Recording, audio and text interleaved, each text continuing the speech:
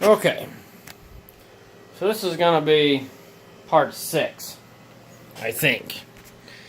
I put it off for a little while, and I was tired of fooling with it for a little bit, went on to something else and come back to it, re-energized somewhat. Kind of because I just want to complete the project. And you see that this board is a whole lot different than the last one. See, this is the original. Didn't really do any lot of mucking with it, except the fact that I put those little shorts in the harmonic filter. And anyways, I really got lost in what I wanted to do.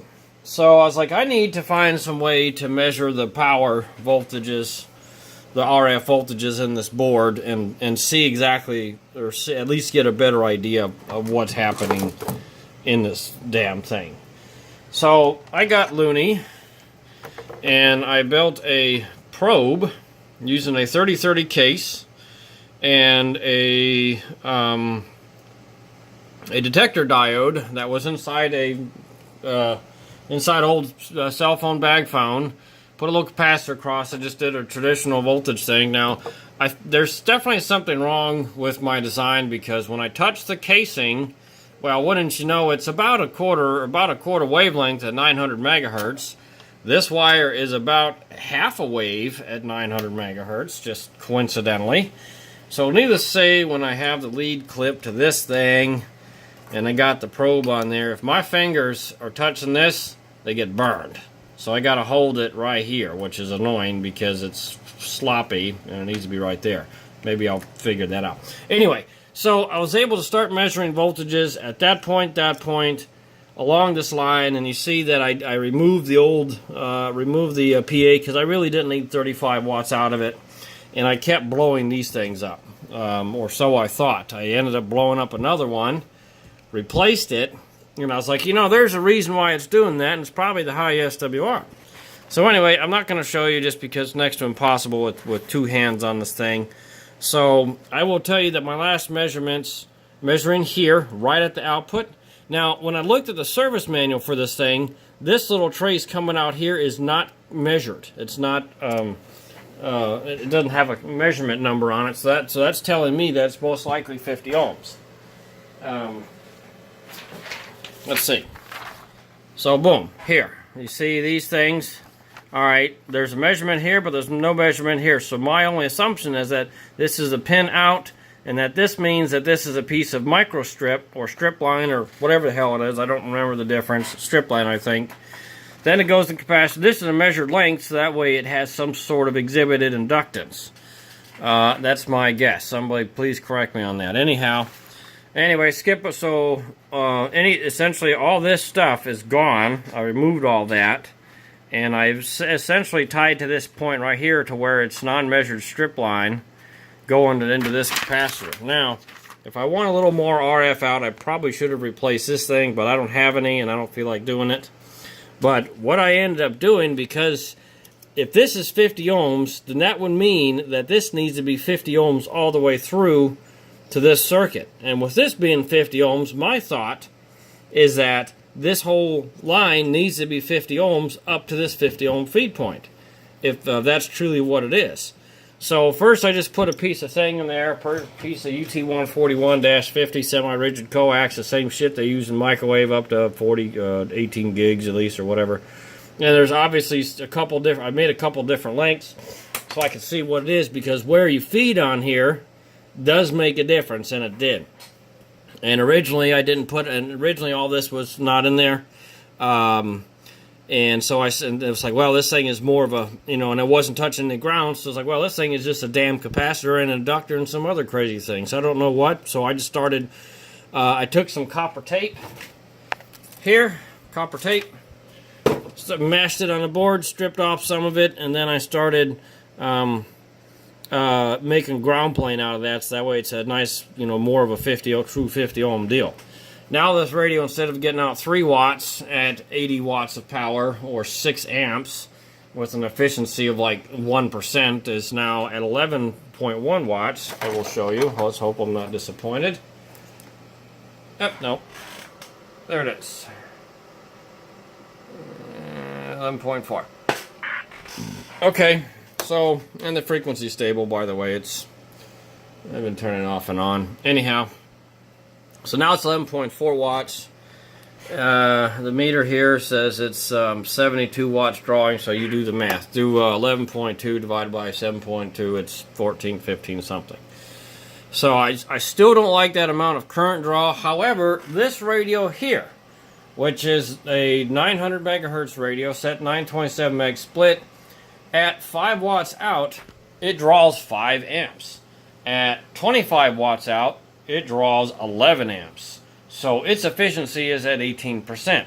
So I figured, what the hell? I'm going to knock the power down on this thing anyway to 3, 4, maybe 5 watts.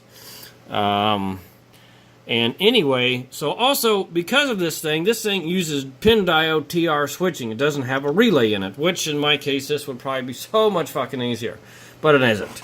So the way this pin diode switching works, it goes through here, 9.6T for transmit. It sends 9.6 volts through this diode to allow RF to pass through and go out to the antenna, but also RF will also go down this path. So 9.6 volts will also go through here to this diode, which will turn on this circuit here to shunt us out or present a high impedance. So that way RF's just kind of just goes around. Anyway, some of you wise guys would know and care to comment or find my All-Star Note 28569. Please say what it is. But anyway, this was getting too high a voltage. I was really concerned that it was putting 3 volts detected with this thing into the receiver. And it's like, well, that's probably not very good. So I started, I modified the underside. I'm not going to take it out for you. Sorry. Ain't going to do it. So what I did was, if I read correctly, I needed to add some inductance to this circuit trace right here. Yeah. And so all I did to add inductance to it was to strip off the silk mask, the solder mask, and just put some solder on it. And that did change the inductance. By what value, I have not a clue. But it did increase the power output and decrease current draw.